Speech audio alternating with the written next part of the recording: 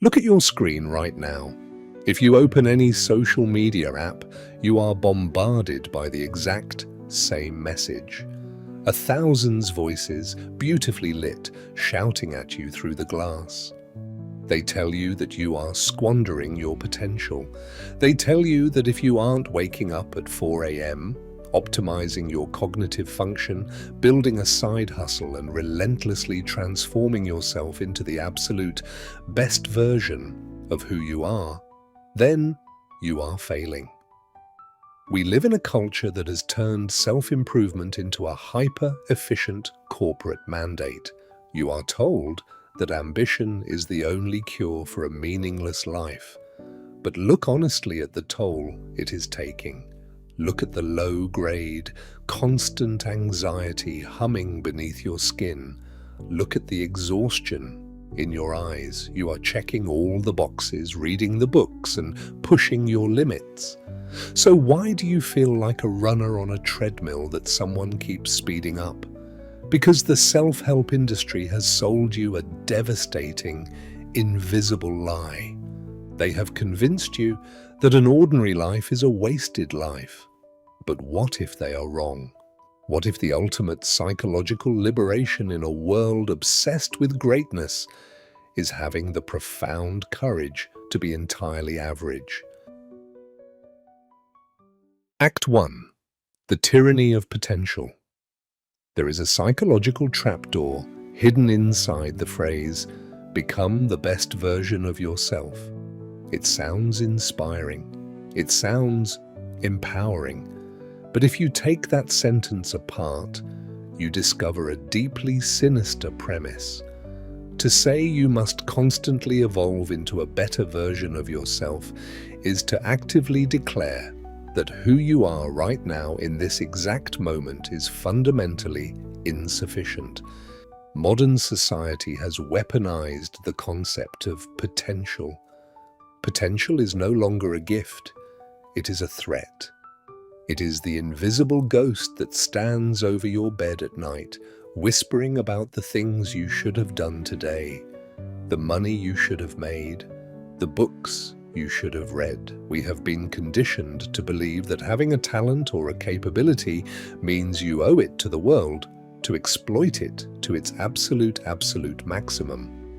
If you are good at drawing, you must monetize it into an art business. If you are good at organization, you must build a personal brand around productivity. If you have a quiet weekend, you are wasting valuable time that could be spent networking or learning a new skill. The capitalist machine has successfully hollowed out your hobbies, your rest, and your inner world, turning them into raw materials for the optimization engine. The German sociologist Max Weber wrote extensively about the iron cage of modern rationality and efficiency. He warned that humanity would eventually trap itself in a bureaucratic prison of its own making, where every single human action must have a productive purpose. That is exactly what the self-help movement has achieved. It has taken the iron cage and moved it inside your own head. You have become your own middle manager. You stand over yourself with a spiritual clipboard, tracking your habits, auditing your emotions, and grading your performance. Act 2. The Anatomy of Status Anxiety. To free yourself from the trap of endless optimization, you must understand the true engine driving your ambition. In the past, if you were born a peasant, you died a peasant. It was tragic, but it was not your fault. It was simply the order of the universe. You did not blame yourself for your lack of wealth or status. But today, we are told that the system is entirely fair. We are told that anyone can become anything if they just work hard enough, discipline themselves enough, and manifest their desires. This sounds like a promise of freedom, but it is actually a psychological death sentence. Because if a meritocracy means that those who achieve success deserve all the credit, then it must also mean that those who remain ordinary deserve all the blame. If you live an ordinary life in a world that tells you anyone can be rich, then your ordinariness is no longer a neutral fact. It is a moral failure. It means you were lazy. It means you lacked discipline. It means you didn't want it badly enough. This is why the thought of being average terrifies you. It is why you feel a cold spike of panic when you see someone younger than you achieving massive financial success or building a huge platform. You aren't actually jealous of their money. You are terrified of what their success says about your own value. We use the relentless pursuit of self-improvement as a psychological shield against this shame. We think that if we are constantly reading, working, and running, we can prove to the world and to ourselves that we are trying. We use busyness as an alibi. As long as we are exhausted, we can convince ourselves that we are on the path to greatness, and therefore we are safe from the stigma of being a nobody. But look at the cost of this safety. You have turned your entire life into a performance for an invisible audience. Act 3. The wisdom of the limit. The self-help industry operates on the delusion of infinity. They tell you that you can have it all. You can have the perfect body, the 7-figure business, the immaculate relationship, the peaceful mind, and the thriving social life. They tell you that limitations are just limiting beliefs, mental constructs that can be smashed through with enough willpower. This is a biological lie. You are a human being. You are a fragile, finite, biologically constrained organism. You have a limited amount of focus, a limited amount of emotional bandwidth, and a limited number of days on this earth. You cannot optimize your way out of the human condition. When you refuse to accept your limitations, you enter a state of perpetual psychological civil war. When your body demands rest, but your mind demands productivity, you pull yourself apart.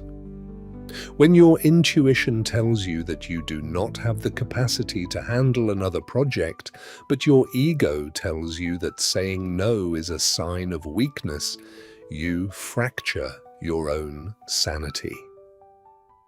True psychological maturity does not mean expanding your limits until you break. True maturity means bowing your head, looking at your limitations honestly, and saying, "This is where I end, and that is perfectly okay." Imagine the immense luxury of accepting that you might just be average at certain things. What if you are an average painter and you never sell a piece? It means you can paint for the sheer, unadulterated joy of watching colors mix on a canvas, completely free from the pressure. Act 4. The art of the ordinary life. How do you build a life after you have fired the dictator in your head?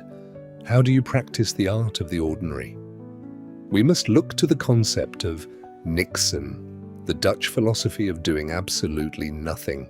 Not mindfulness, not meditation, not listening to a self-improvement podcast while walking. A tree does not feel guilty for not growing faster than the tree next to it. A river does not optimize its path to maximize efficiency. Success is a perfectly brewed cup of coffee in the morning. It is a long, rambling conversation with an old friend where no one looks at their phone. It is the deep, restorative sleep that comes from a day spent doing work that was good enough rather than perfect.